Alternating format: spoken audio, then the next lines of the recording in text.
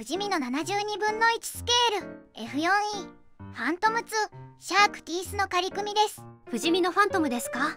結構前の古いキットですよね。そうそう、1984年頃に発売したのかな。ラインナップ数がすごかった記憶がありますね。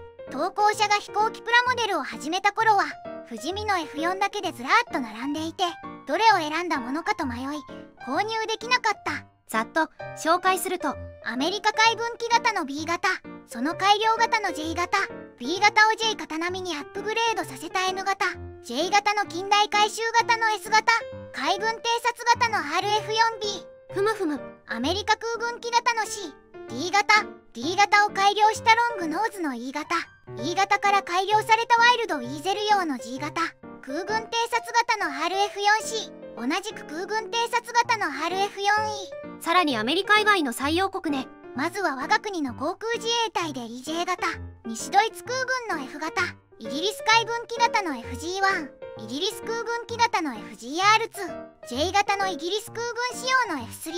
これだけの型式をラインナップしてるのはすごいですね。それだけ気合の入ったシリーズだったわけで、富士見がアメリカ海軍機を発売していく先駆けとなったシリーズでもあるのかな。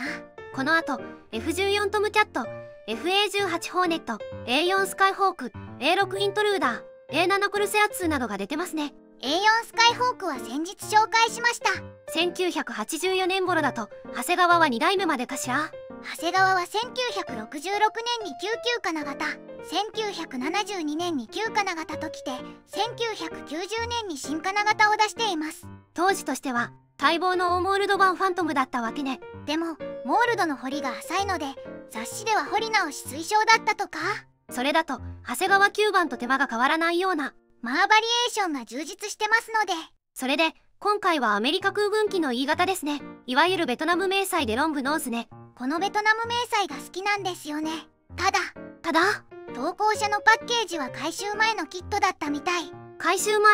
発売後のフィードバックを経て回収を行ったみたい。購入者の意見を聞くのは素晴らしいですね。それで具体的な回収箇所は？パッと見てわかるのはキャノピーかな。回収前はワンピースキャノピーで、回収後は分割キャノピーとなる。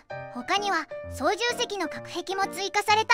なるほどね。操縦席は開けないつもりだったので、ワンピースキャノピーの方がかえって嬉しい。隔壁は知らなかったことにするのね。まずはパッケージ内容を確認するのだ。お願いします。パッケージイラストは飛行中の F4E なのだ。ベトナム迷彩とシャークマウスが特徴的ね。では中身を開けていくのだ。グレーのランナーが5枚、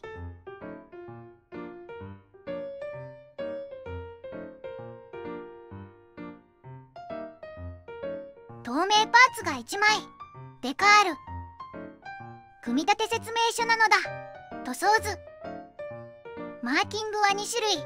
第3戦術戦闘航空団、第90戦術戦闘飛行隊、フィリピンのクラーク空軍基地所属機、第52戦術戦闘航空団、第480戦術戦闘飛行隊、ドイツのスパンダーレム空軍基地所属機器となる。なるほど。部品点数は92点。そこそこのパーツ数はありますね。では富士見の72分の1スケール F4E ファントム2シャークティースの仮組みを始めるのだ。最初に操縦席なのだ。ふむふむ。操縦席は全部で10パーツ。先脚庫の上に操縦席床を接着して、複座分のケーキパネルと座席、操縦桿なのだ。ケーキパネルはデカール表現ね。サイドパネルもデカール表現です。パイロットはついてませんね。ついてません。富士見はついていないことが多い。次はエンジンですね。と言ってもエンジンノズルのみ。総発なので2個切り出して終了。次はエアインテーク口ですね。エアインテーク口も2個作る。それぞれにパーツとなる。貼り合わせて終了ね。次は主翼と胴体なのだ。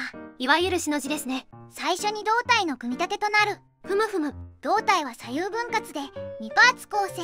操縦席と前脚庫を挟み込んで接着。重りの指定は特になし。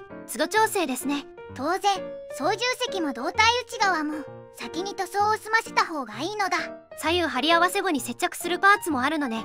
エアインテーク口を胴体左右に取り付けるのだ。胴体のモールドはどうでしょうか？大モールドとなるが深さはあまりない。軽く彫り直した方がいいかもね。主翼はどうでしょうか？主翼は3パーツ構成。主翼下パーツに穴開け指示がある。左右6箇所ずつね。穴開け加工が済んだならば、主翼下パーツに主翼上パーツを貼り合わせる。貼り合わせ後に取り付けるパーツもあるのね。スラットパーツを左右3個ずつ接着する。さらに胴体仮面にコンバットカメラを2個接着。主翼のモールドはどうでしょうか？こちらも大モールドとなる。こちらも軽く彫り直した方がいいかな。次は水平尾翼ですね。水平尾翼は左右それぞれ1パーツずつ。胴体に差し込む簡単な構造。ここはいつもの通りね。次はクリアパーツや足回りなのだ。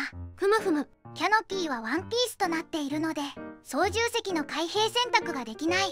前述通り、回収後のキットは分割キャノピーとなるのね。後部座席にはバックミラーを取り付ける。透明度は問題なさそうね。問題なしです。次は足回りですね。まずは左右四脚。四脚は左右それぞれで4パーツ構成。タイヤとカバー、試着の構成ね。カバーは一体となっているので、3パーツに分割する必要があります。デザインナイフなどで分割するのね。主脚につけなかった分は胴体に接着するのだ。次は前脚ですね。前脚は3パーツ構成となっている。こちらも胴体に接着するカバーがあるのだ。なるほどね。続いてアクセサリーなどの取り付け。600ガロンの増装が1個、370ガロンの増装が2個ね。増装は左右張り合わせとなる。ふむふむ。さらにサイドワインダーが左右2本ずつ吊るせて、胴体下にスパローを4本付けられる。さらに機種にはバルカン砲パーツを接着して ALQ119 も取り付ける。アクセサリーは結構ありますね。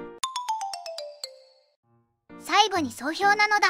今回は富士見の72分の1スケール F4E ファントム2シャークティースの仮組みレビューしたのだ。仮組み後の感想はどうでしょうか？昔から気になっていたファントムシリーズ、バリエーション展開している割には分割部分も少なく組み立てしやすいと感じた。スカイホークみたいな分割ではなかったですね。ただ仮面の分割ラインに段差が生じやすいかな。この部分はモールドも多いのでモールドの掘り下げをしておいた方がいいかも。今でも公式サイトには掲載されているわね。 K シリーズで掲載されていますが、ごくたまに見かける程度かな。 Amazon だと F シリーズがまだ在庫があるようね。4000円以上するので今だとファインモールドを選びますね。国内だと長谷川の審判もありますし、ファインモールドもバリエーションを増やしてますからね。先日新製品で B 型 N 型と発表していましたね。とはいえ中古市場では手頃な値段で見かける機会が多いシリーズ。古いキットを完成させたいもの好きにはもってこい。最近の投稿者のことですね。ではでは動画を最後までご視聴していただきありがとうございますなのだ。チャンネル登録と高評価をお願いしますなのだ。次回以降も飛行機プラモデルのレビューを続けていくのだ。ではバイバイ。